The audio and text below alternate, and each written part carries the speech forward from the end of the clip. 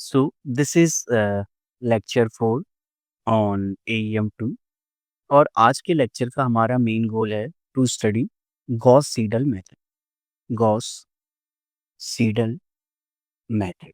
Okay, तो Gauss Seidel method में हम क्या करते हैं, इसकी हेल्प से हम सीखेंगे कि कैसे सिस्टम ऑफ लीनियर इक्वेशंस को सॉल्व करते हैं। तो अगर हमारे पास एक सिस्टम ऑफ लीनियर इक्वेशंस इस फॉर्म का है, C1Z equal to D1 A2X plus B2Y plus C2Z equal to D2 A3X plus B3Y plus C3Z equal to D3। तो हम गॉस सीडल मेथड यूज करते हैं सिस्टम ऑफ लीनियर इक्वेशंस को solve करने के लिए। तो मेन क्वेश्चन यहाँ पे है कि हमने लास्ट टाइम भी तो एक मेथड पढ़ी थी, that was Gauss elimination method. Gauss elimination method, तो इसकी हेल्प से भी हम सिस्टम ऑफ लीनियर इक्वेशंस को सॉल्व करते हैं। बट ये कौन सी कैटेगरी में आता है? सो this method is a direct method. तो हमने जैसे देखा था न्यूमेरिकल एनालिसिस के फर्स्ट लेक्चर में कि न्यूमेरिकल एनालिसिस में हमारे पास दो टाइप की मेथड रहती हैं। एक मेथड को तो हम बोलते हैं डायरेक्ट मेथड और दूसरी मेथड को हम बोलते हैं iterating iterating method. Direct method में हमारे पास क्या रहता है कि इसके लिए हमारे पास एक फाइनाइट नंबर ऑफ स्टेप्स रहते हैं, जिसके बाद हमें एग्जैक्ट सॉल्यूशन मिलता है। Okay, so we get exact solution after a finite number of steps. Exact solution after a finite number of steps. Iterative method में क्या रहता है कि हम एक इनिशियल अप्रोक्सीमेशन लेके चलते हैं। Okay, so in iterative method what start we start with a approximated solution. हमारे पास पहला सॉल्यूशन रहता है कि सपोज एक्स नॉट एक सॉल्यूशन है, इसकी हेल्प से हम नेक्स्ट बेटर सॉल्यूशन पे जाते हैं एंड फिर और बेटर। तो हमारे पास यहाँ पे एक सीक्वेंस मिलती है और हमें यहाँ पे कब स्टॉप करना है वो डिपेंड करता है कि हमें किस लेवल की एक्यूरेसी हमारे पास चाहिए। ओके, तो हमारे पास किस लेवल की एक्यूरेसी चाहिए उस हिसाब से हम क्या करते हैं, उतने नंबर ऑफ स्टेप्स के बाद स्टॉप करते हैं। तो जो हमने लास्ट लेक्चर में पढ़ा था, अगर तुम नोट करोगे, वो आता है डायरेक्ट मेथड में। वहाँ पे हमारे पास कुछ स्टेप्स थे, अगर हम वो फॉलो करें तो after a finite number of steps हमें एग्जैक्ट सॉल्यूशन मिल जाता था। अब आज के लेक्चर में जो हम पढ़ने वाले हैं गॉस सीडल मेथड, वो आता है इटरेटिव मेथड में। ओके, गॉस सीडल मेथड, तो ये आता है इटरेटिव मेथड में। यहाँ पे हम एक स्टार्टिंग सॉल्यूशन लेके चलते हैं, फिर हम एक क्या करते हैं, फिर नेक्स्ट बेटर अप्रोक्सीमेशन पे जाते हैं, फिर उसके बेटर। तो इस तरीके से अब हम देखते हैं कि इसका मेन आइडिया क्या है गॉस सीडल का। तो सपोज हमारे पास एक सिस्टम ऑफ इक्वेशन ऐसे दे रखी है, already we will just copy paste. तो हमारे पास ये सिस्टम ऑफ इक्वेशंस दे रखी हैं। तो रहता क्या है कि कोई स्टूडेंट यहाँ से बोल सकता है ओके, क्यों ना हम यहाँ से एक्स का फॉर्मूला लिखें। तो एक्स का फॉर्मूला अगर लिखोगे तो क्या आएगा, D1 minus B1Y minus C1Z by 1/A1। अगर मैं सेकंड इक्वेशन से मैं क्या करूँ, y का फॉर्मूला लिखूँ, तो y का फॉर्मूला क्या बनेगा, 1/B2 D2 minus A2X minus C2Z। और थर्ड से मैं z का फॉर्मूला लिख लेता हूँ, यहाँ से क्या रहा, 1/C3 D3 minus A3X minus B2Y। तो हम क्या करते हैं, ये जो हमारे पास आ गई अब एक्स वाई और जेड का formula in terms of x y z, इन्हीं का यूज करके हम क्या करते हैं, एक इटरेटिव मेथड बनाते हैं। ओके, तो इन इटरेटिव मेथड में हमारे पास यहाँ पे दो टाइप के आइडियाज रहते हैं।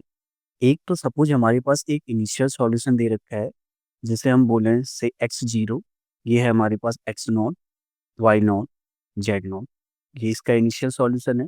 तो हम इसकी हेल्प से हम x1 कैसे निकाल सकते हैं, हम इस फॉर्मूले का यूज करते हैं।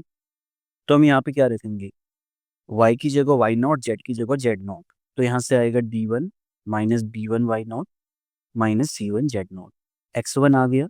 सिमिलरली हम y1 कैसे निकाल सकते हैं, x0 z0 की हेल्प से 1/B2 D2 minus A2 x0 minus C2 z0। And third क्या आ गया, z1 क्या आ गया, 1/C3 D3 minus A3X0 minus B3Y0। तो हमने यहाँ पे देखा कि पहले अप्रोक्सीमेशन से हमारे पास एक नेक्स्ट सेकंड हमारे पास क्या मिल रहा है और बेटर अप्रोक्सीमेशन मिलता है। ओके, अब हम क्या कर सकते हैं, इसी का यूज करके हम x2 निकाल सकते हैं, x2 y2 z2। तो जो इस टाइप की रहता है इसे हम बोलते हैं गॉस जैकोबी मेथड, या कभी कभी जैकोबी इटरेटिव मेथड भी हम बोलते हैं, गॉस जैकोबी मेथड या जैकोबी इटरेटिव मेथड। और ये सिलेबस का पार्ट नहीं है, बट इसी स्टेज पे हम क्या कर सकते थे, अगर हमारे पास एक्स नॉट एक इनिशियल अप्रोक्सीमेशन हमारे पास दे रखा था, तो हम x1 हम कैसे निकाल सकते थे, फॉर्मूला से कि d1 minus b1 y0 minus c1 z0। But हमें पता है कि अब हमारे पास x की एक बेटर वैल्यू मिल गई x1। क्यों ना यहाँ पे जो y का फॉर्मूला दे रखा है ऊपर, यहाँ पे हम z की जो ऑलरेडी z0 पता है और x की जगह x1 रखें, तो यहाँ से हमें क्या मिलेगा, y1 का 1/b2 d2 माइनस a2। अब x का हमें ऑलरेडी बेटर अप्रोक्सीमेशन मिल गया है, तो हम रखेंगे x1 minus c2 z0। Okay, third यहाँ z1 के फॉर्मूले के लिए अब हम देखते हैं, x की भी हमें बेटर अप्रोक्सीमेशन है, y की भी बेटर, तो z1 के लिए हम क्या कर लेते हैं कि बेटर अप्रोक्सीमेशन ही रख लेते हैं। सो d3 minus a3 x1 minus b3 y1। तो ये आ गया z1 का फॉर्मूला, ये आ गया y1 का फॉर्मूला, और ये क्या आ गया, x1 का फॉर्मूला। तो इस तरीके से हमारे पास एक फर्स्ट इटरेशन मिला, जिसे हम लिखते हैं x1 y1 z1। अब अगर x1 y1 z1 आ गया, तो इसकी हेल्प से हम क्या कर सकते हैं, x2 निकाल सकते हैं। x2 के लिए हम क्या करेंगे, सेम फॉर्मूला, अभी हमें बेटर अप्रोक्सीमेशन क्या है, y1 और z1 ही पता है, तो हम सेम रखेंगे। यहाँ पे क्या आएगा formula, 1/a1 d1 minus b1। और अभी हमारे पास y की बेस्ट वैल्यू क्या पता है, y1, और z की बेस्ट वैल्यू पता है z1। So it will B b1 y1 minus c1 z1। Okay, तो ये हमें x2 की वैल्यू हमें पता चल गया। नेक्स्ट रहेगा हमारे पास y2 क्या आएगा। अब हमारे पास x का भी बेटर अप्रोक्सीमेशन क्या है, x2, और z का बेटर अप्रोक्सीमेशन है z, तो हम सेकंड फॉर्मूला में ये सब्स्टिट्यूट करेंगे। सो it will B 1/b2 d2 minus a2। x का बेटर अप्रोक्सीमेशन है x2 और z का बेटर अप्रोक्सीमेशन है z1। So this will be y। अब हमारे पास x और y दोनों का बेटर मिल गया, तो z का अप्रोक्सीमेशन निकालने के लिए बेटर वाला ही यूज कर लेते हैं, 1/c3 d3 minus a3x2 minus b3y2। तो यहाँ से हमारे पास एक बेटर सॉल्यूशन हमें क्या मिला, x2 y2 z2। ओके, और इस मेथड को ही हम बोलते हैं Gauss Seidel method. Okay, so this method is known as Gauss Seidel method. और तुम यहाँ पे नोट किए होगे कि हम क्या करते हैं, इनिशियल अप्रोक्सीमेशन से शुरू करते हैं, फिर और बेटर अप्रोक्सीमेशन हम कंप्यूट करते जाते हैं। ओके, तो that's why it is an iterative method. अब कई स्टूडेंट्स का क्वेश्चन हो सकता है कि ऑलरेडी हमारे पास गॉस एलिमिनेशन मेथड था, तो हमें इसकी ज़रूरत क्यों पड़ी। तो कई बार क्या रहता है कि हमारे पास सपोज थाउजेंड्स और लाख्स ऑफ वेरिएबल्स हैं, तब कई बार जो गॉस सीडल मेथड, क्योंकि हमें अप्रोक्सीमेटेड अगर सॉल्यूशन चाहिए, तो क्या रहता है कि गॉस सीडल मेथड हमें सॉल्यूशन थोड़ा जल्दी दे देता है compare to Gauss elimination method. Okay, so that's why these iterative methods are very useful. Okay, तो अब हम एक दो एग्जांपल करते हैं और उसकी हेल्प से हम देखेंगे कि गॉस सीडल मेथड कैसे अप्लाई किया जाए। तो द एग्जांपल इज, तो हम एक एग्जांपल कर लेते हैं। So the question is apply the Gauss Seidel method, Gauss Seidel iteration method, या कई बार जस्ट मेथड लिखा रहता है, equation method, to solve the equations. The equation, पहली इक्वेशन क्या है, 20x plus y minus 2z equal to 17, 3x plus 20y minus z equal to minus 18, and 2x minus 3y plus 20z equal to 25। तो इसमें भी तुम्हें कई बार दिया रहेगा कि कितने स्टेप तक तुम्हें कितने डेसिमल तक करेक्ट सॉल्यूशन चाहिए, और अगर कई बार इसमें तुम्हें क्या दिया होगा, इनिशियल अप्रोक्सीमेशन दिया होगा, x naught y naught z naught की वैल्यू तुम्हारे पास गिवन होगी। अगर गिवन नहीं है तो हम initial values x naught y naught z naught हम क्या ले सकते हैं, 0,0,0। और यहाँ पे एक कंडीशन भी रहती है कि अगर हम ये इनिशियल अप्रोक्सीमेशन लेके चलते हैं तो गॉस सीडल मेथड कब कन्वर्ज करती है सॉल्यूशन की तरफ। ओके, और अभी हम उस कंडीशन पे नहीं जा रहे हैं। मोस्टली तुम्हारे पास एग्जाम में जितने क्वेश्चन आएंगे सभी में ये वो कंडीशन ऑलरेडी इंश्योर रहेगी। ओके, तो हम इनिशियल कंडीशन अभी क्या लेके चल रहे हैं, 0,0। तो हम क्या करते हैं, यहाँ से जो पहले इक्वेशन से पहले हम फॉर्मूलाज लिख लेते हैं। पहले इक्वेशन से एक्स का फॉर्मूला क्या आएगा। Okay, so we will write the formula. So पहले इक्वेशन से एक्स का फॉर्मूला लिख लेते हैं, that will be 17 minus y plus 2z। उसे डिवाइड कर देंगे 20 से। सेकंड से हम क्या करेंगे, y का फॉर्मूला लिखेंगे, that will B -18 minus 3x plus z। किससे डिवाइड करना है, 1/20 से। थर्ड वाले से z का फॉर्मूला लिख लेंगे, z will be 25 minus 2x plus 3y/1/20। तो एक्स वाई जेड के ये तीनों फॉर्मूला को हम नीचे लिख लेते हैं। Okay, so we will just paste it here. So here we have x y और जेड का फॉर्मूला। ओके, अब हमने इसी फॉर्मूला का यूज करना है। तो गॉस सीडल में क्या रहता है, x1 के लिए हमारे पास y और z की जो वैल्यूज ऑलरेडी मिली है उन्हीं का यूज करना है। It will be 1/20 17 minus y naught plus 2z naught. अब वाई नॉट और जेड नॉट दोनों जीरो हैं, तो यहाँ से क्या आएगा, 1/20 17 minus 0 plus 0। So 17/20। Okay, so it will be 0.8500। अब पहला y का पहला इक्वेशन निकालने के लिए हम क्या करेंगे, जो भी हमें ऑलरेडी वैल्यू बेटर वैल्यूज पता है उनका यूज करना है। तो फॉर्मूला था ये, it will be 1/20 minus 18 minus 3। अब x की हमें बेटर वैल्यू, हमें x1 पता है तो हम यहाँ पे x1 रखेंगे, और z का तो अभी तक हमें z नॉट ही पता है, सो z नॉट। अब हम इनकी क्या करेंगे, वैल्यू सब्स्टिट्यूट करेंगे। और तुम वैल्यू सब्स्टिट्यूट करके चेक कर सकते हो, 1/20 माइनस 18 माइनस 3 17/20 रख सकते हो, या जो पॉइंट में वैल्यू आई है वो जेड नॉट क्या था, 0। So if you calculate it you will get something like this. तो तुम्हें कैलकुलेशन को चेक करनी है। जेड वन का जो जेड का फॉर्मूला था उसके लिए हमें x1 और y1 दोनों बेटर वैल्यू मिल चुकी हैं x और y की, तो हम वही यूज करेंगे। 1/20 25 minus 2x1 plus 3y1। Okay, तो यहाँ से अगर हमने x1 और y1 की वैल्यू रखी, 1/20 25 माइनस 2 टाइम्स x1 क्या था, 17/20 plus 3 times y1 it turns out to be, तुम वैल्यू अभी जो हमने निकाला है -1.275। ये तो तुम्हें कैलकुलेटर में ही करना है। तो एज सच अगर फ्रैक्शन में भी है तो तुम्हें कोई इश्यू नहीं आएगा। 0,109। सो ये आ गया Z1। तो हमारे पास जो फर्स्ट इक्वेशन आया, जो फर्स्ट इक्वेशन में वैल्यू आई x1 y1 z1 की, उसे हम एक साथ लिख लेंगे। ओके, x1 y1 zn हमारे पास सॉल्यूशन क्या है, 0.8500 -1.0275, और z की वैल्यू क्या आई है, 1.0109। अब हम क्या करते हैं, सेकंड इटरेशन पे जाते हैं। सेकंड इटरेशन, अब हमें क्या निकालना है, x2।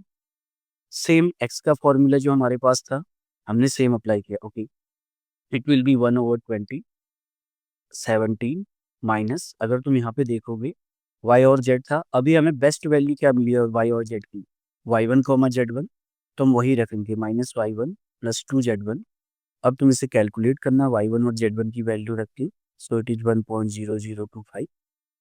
y2 निकालना था तो हमने y का फॉर्मूला यूज करना था। तो y का फॉर्मूला क्या था, -18 माइनस 3x प्लस z।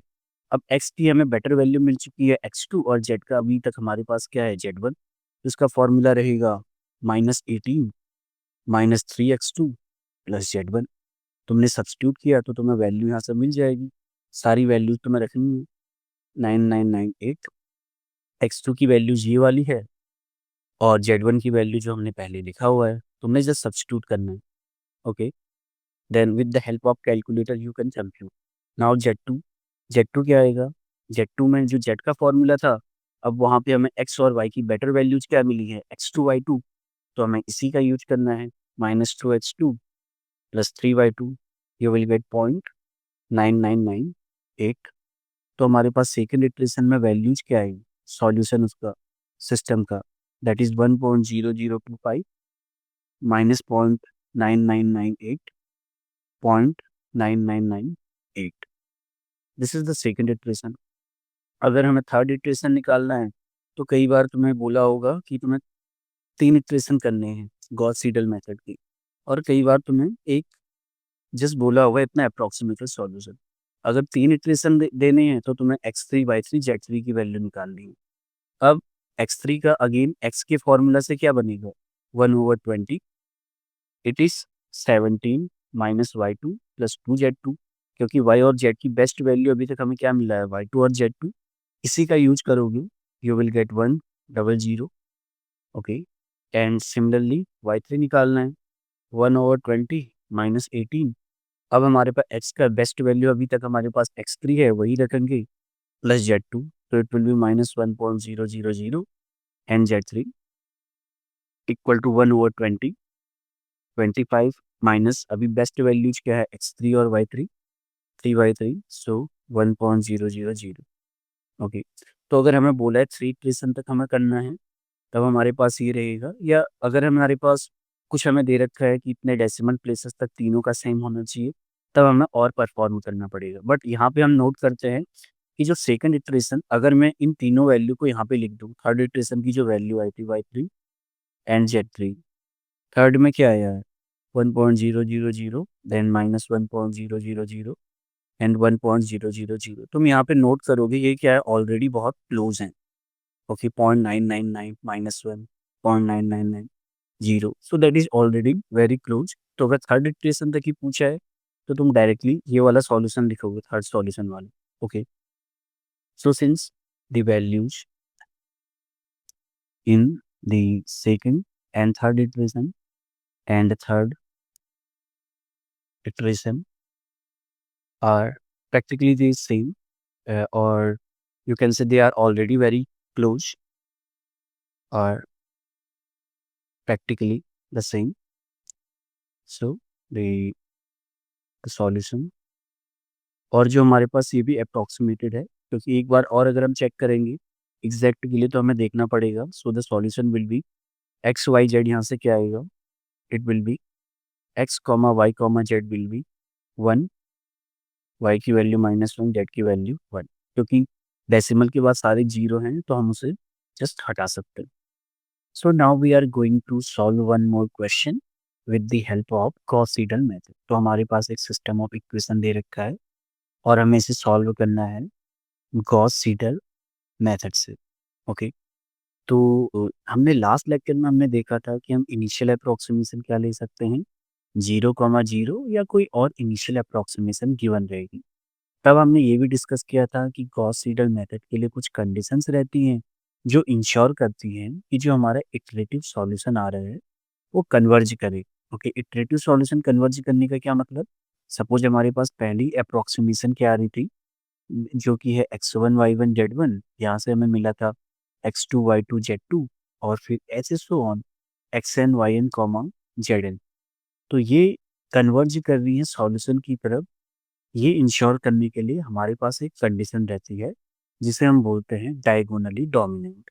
तो मैं पहले ब्रीफली डायगोनली डोमिनेंट का डिस्कस कर लेता हूँ, और उसे हम इनफॉर्मली भी देख सकते हैं। ओके, डायगोनली डोमिनेंट, तो ये मैथमेटिकली हम देखते हैं कि क्या डेफिनेशन रहती है, फिर हम देखेंगे कि तुम उसकी ट्रिक क्या रहती है याद रखने की। ओके, तो हमारे पास है A1 B1 C1, A2 B2 C2 and A3 B3 C3। तो इस मैट्रिक्स को हम डायगोनली डोमिनेंट कहते हैं अगर पहली रो में एब्सोल्यूट वैल्यू ऑफ A1 सबसे ज़्यादा हो, दूसरे में B2 की और थर्ड में C3 की।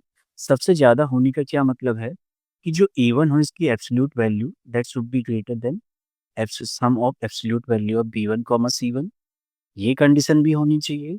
Sorry, B2 it should be greater than A2 plus C2, and third क्या रहना चाहिए, जो C3 होना चाहिए वो A3 प्लस B3 से ज़्यादा होना चाहिए। ओके। तो ये है डायगोनली डोमिनेंट। तो अगर तुम देखोगी जो हमारे पास यहाँ पे इक्वेशन दे रखी है, इसे हम मैट्रिक्स फॉर्म में भी लिख सकते हैं। और इसकी मैट्रिक्स फॉर्म क्या बनेगी? तो तुम इसे हमेशा ऐसे लिख सकते हो, 27 6 माइनस 1 1 1 54 6 15 एंड 2। यहाँ पे तुम लिख सकते हो एक्स वाई जेड। और यहाँ पे तुम्हारे पास एक कॉलम वेक्टर जो आ रहा है 85 110 72। तो ये मैट्रिक्स क्या होनी चाहिए? Diagonally dominant. पर ये डायगोनली डोमिनेंट अगर है तो ये कन्वर्ज करती है। बट हम देखेंगे कि अगर एग्जाम में क्वेश्चन आए कि ये कैसे इंश्योर करेंगे? तो हम क्या करते हैं, पहले इन तीनों इक्वेशन में से पहले उस इक्वेशन में को लिखेंगे जिसका एक्स वाला कोफिशिएंट क्या होगा, सबसे बड़ा होगा। तो पहली इक्वेशन में इसमें हम देखते हैं कि इस इक्वेशन में एक्स का कोफिशिएंट बाकी सबसे ज़्यादा है और इन दोनों के सम से भी ज़्यादा है। ओके। तो पहली इक्वेशन हम क्या करेंगे, 27x plus 6y minus z equal to 85। तो हमने पहली इक्वेशन हमने इसे बना दिया। सेकंड पे हम किसे लिखेंगे, जिसका y कोएफिशिएंट बड़ा होगा। तो इन तीनों इक्वेशंस में हमने तो इसे पहले लिख दिया, बची दो इक्वेशन में हम क्या करते हैं, जो थर्ड इक्वेशन है इसका जो y कोएफिशिएंट है वो क्या है, इनसे अगर ये है 2z है तो हम देखते हैं कि 6 प्लस 2 इससे ज़्यादा है और सेकंड वाले से भी क्या है, ज़्यादा। तो इसलिए हम जो थर्ड इक्वेशन है उसे हम सेकंड प्लेस पे रखेंगे। ओके। सो ये रहेगा 6x plus 15y plus 2z equal to 72। और थर्ड इक्वेशन हमारे पास क्या है, जिसमें z का कोफिशिएंट सबसे बड़ा हो। तो इसमें हम देखते हैं, ये तो लास्ट इक्वेशन यही बची। तो हमारे पास last equation x plus y plus 54z equal to 110। और अब तुम चेक कर सकते हो ये क्या रहता है, इसकी करस्पॉन्डिंग मैट्रिक्स डायगोनली डोमिनेंट होती है। तो मैं एक बार दोबारा रिपीट करता हूँ, हमने क्या कहा, पहले पे हमने उस इक्वेशन को रखना है जिसका एक्स कोफिशिएंट क्या होगा, सबसे बड़ा होगा। तो तीनों इक्वेशंस में हम देखते हैं कि इसका एक्स कोफिशिएंट सबसे बड़ा था और ये भी नोट करते हैं कि वो वाई और जेड के सम से भी ज़्यादा था, एब्सोल्यूट वैल्यू के सम। दूसरे पे हम किसे रखेंगे, जिसका वाई कोफिशिएंट सबसे बड़ा हो। ये तो ऑलरेडी फिक्स हो चुका है, बची दो में से वाई का कोफिशिएंट इसका बड़ा है और हम चेक करते हैं कि ये दोनों के सम से भी ज़्यादा है। तो ये सेकंड नंबर पे ही आएगा और ये थर्ड नंबर पे। तो इसलिए कई बार गॉस सीडल मेथड को अगर हमें अप्लाई करना है तो हम क्या करते हैं, इक्वेशन की हमें रिनंबरिंग भी करनी होगी। जरूरी नहीं कि हम जो लास्ट मेथड लास्ट उसमें देखे थे वैसे ही करना है, हमें पहले रिनंबरिंग करनी पड़ेगी जो उस बेसिस पे जो अभी हमने डिस्कस किया। अब ये रिनंबरिंग हो गई है तो अब हम यहाँ से इजीली हम कर सकते हैं जो हमने सीखा है। पहले इक्वेशन से हम क्या करेंगे, एक्स का फॉर्मूला बना लेंगे। It will B 1/27 85 minus 6y plus Z. Second से y का फॉर्मूला बना लेंगे, 1/15 72 minus 6x minus 2z। And third से हम z का फॉर्मूला बना लेंगे, 1/54 110 माइनस x माइनस y। अब हमारे पास इनिशियल अप्रोक्सीमेशन क्या था, 0 0 0। तो हम क्या कर सकते हैं, x1 हम कैसे निकालेंगे, अभी तक हमें y और z0 की जो लेटेस्ट वैल्यू है वो तो 0,0 ही है। तो हम जस्ट यही सब्स्टिट्यूट करेंगे, 85 माइनस 6y0 प्लस z0, सो 85/27। तो उसकी वैल्यू आएगी तुम्हारे पास कुछ 3.148। फिर हम क्या निकालेंगे, y1। अब हमें क्या पता है, x की लेटेस्ट वैल्यू है x1।